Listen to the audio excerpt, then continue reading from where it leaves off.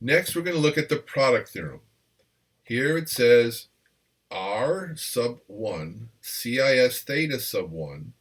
If you take this complex number in trig form, multiply it to another complex number in trig form, all we're going to do is multiply the two r's together, and then the two theta angles get added together.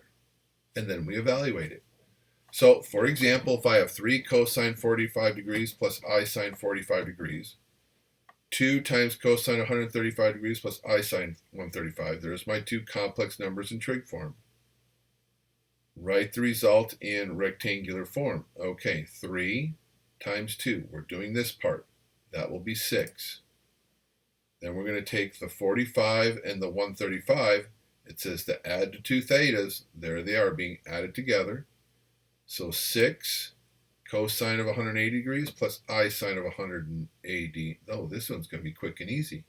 Let's see, 180 over, unit circle, that puts me at negative 1, 0. X coordinate's negative 1, that's your cosine. Y coordinate is your sine, that was 0.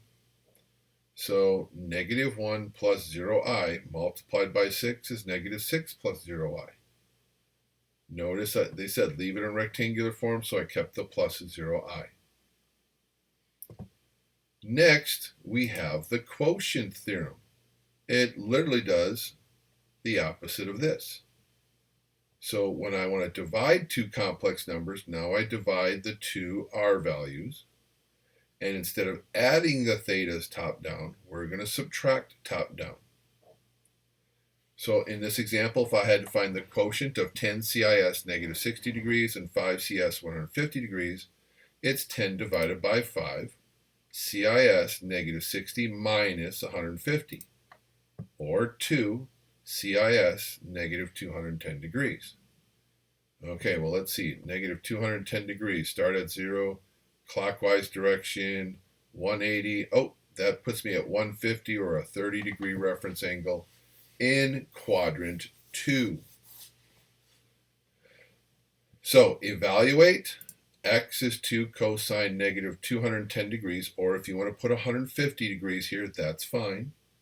And y equals 2 sine of negative 210, or 150 degrees.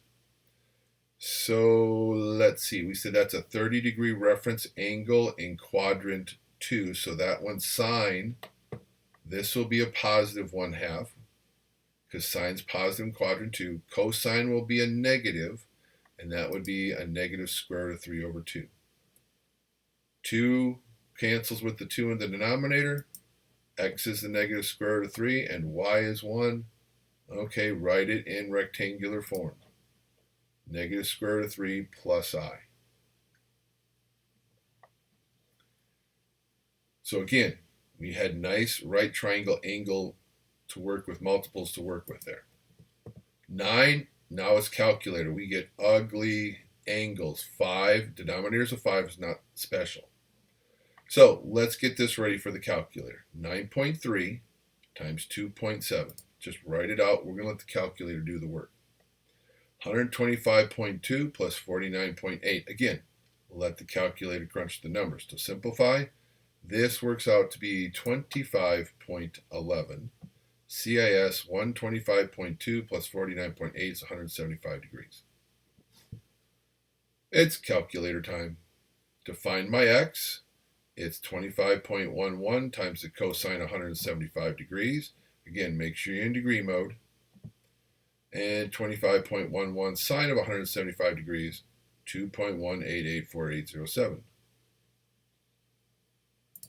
So negative 25.01 plus 2.19. We'll look at that third decimal place and round the second decimal place up. Division, ugly, ugly, ugly, pi over 5, ugly. All right, so let's simplify. Again, we'll let the calculator do the work. 10.42 divided by 5.21. CIS, 3 pi over 4 minus pi over 5. So how am I going to handle the angles is drop the pi symbol, put a 1 in over the 5, go to your calculator and type in 3 over 4 minus 1 over 5. and it adds it together, gets you your common denominator. This is 11 over 20. Okay, put the pi back on this, and that becomes 11 pi over 20. My 10.52 divided by 5.21, that's a 2.